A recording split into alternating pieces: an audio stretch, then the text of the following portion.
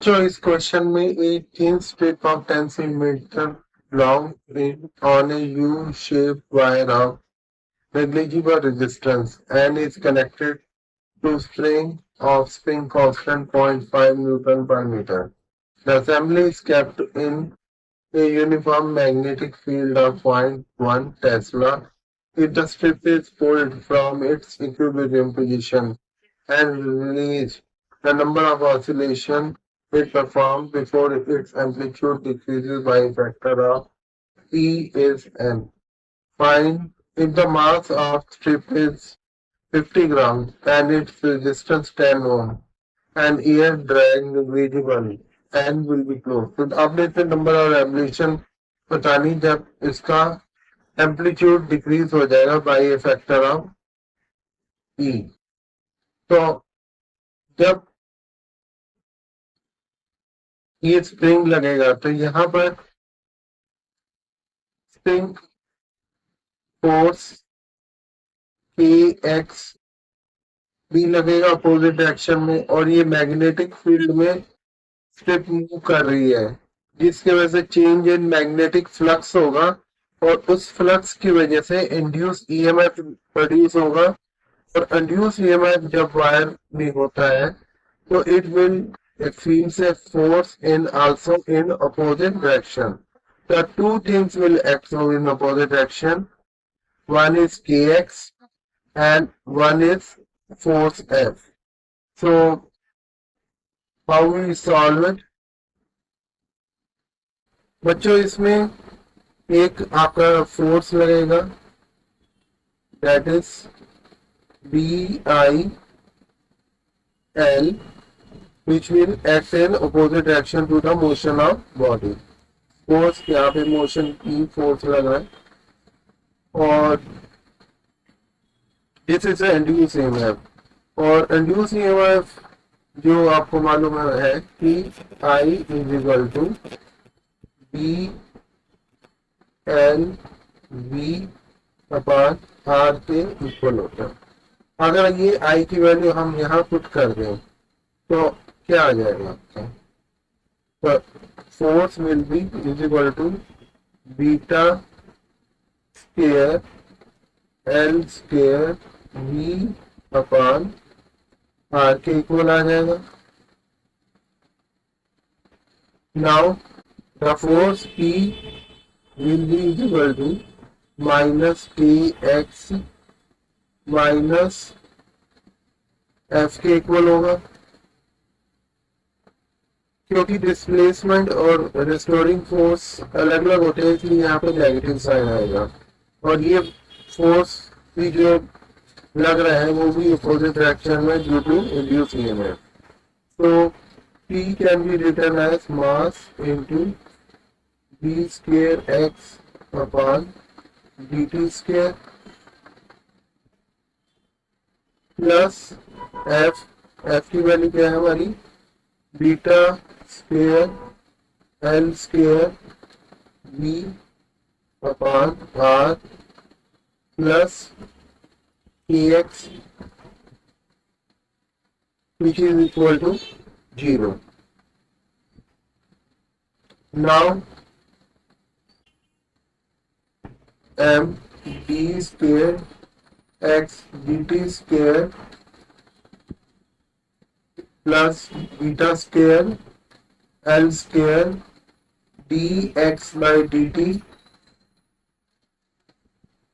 Upon r plus kx इस तरह से भी हम लिख सकते हैं। वेलोसिटी को हम लोग dx by dt लिख सकते हैं और हम जानते हैं कि स्टैंडर्ड इक्वेशन डैम्पिंग की जो होती है वो होती है d square x upon dt square plus b that is the damping constant dx by dt plus kx is equal to 0 होती है। इससे ये पता चल जाता है कि जो b की वैल्यू है damping constant is beta square L square R के इक्वल है। नाउ हम जानते हैं कि जो एम्पलीट्यूड डैम्पिंग में डिक्रीज होता है, that is A naught E की power minus B T upon 2m के इक्वल होता है। ये डैम्पिंग की इक्वेशन है। अगर हम लोग यहाँ पे b की वैल्यू पुट कर दें तो हमारी इक्वेशन क्या आ जाएगी?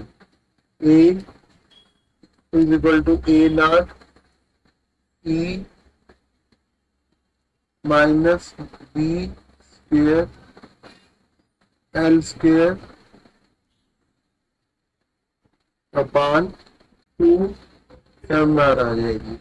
अब आपको दे रखा है कि ये e जो है वो ए नॉट बाई ई के इक्वल है, इज इक्वल टू ई की power minus beta square L square T upon 2mr आ गए। नाउ ए नॉट से ये ए नॉट कैंसिल हो जाएगा, तो क्या आ जाएगा अब आपका e की पावर -1 इज इक्वल टू ई की power minus beta square L square T upon 2mr आ जाएगा। सो टाइम पीरियड जो है बेटा वो आपका आ जाएगा माइनस से माइनस ये साइन कट जाएगा, तो ये आ जाएगा 2mr upon beta square upon L square is equal to T आ जाएगा। अब हम लोग वैल्यूज पुट कर देते हैं। T is equal to 2 into 50 by 1000 और रेजिस्टेंस आपको दे रखा हुआ है 10 ओम, 0.1 का स्क्वायर इंटू 1/10 का होल स्क्वायर। सॉल्व करने के बाद ये वैल्यू आपकी टी की आ जाएगी 10,000।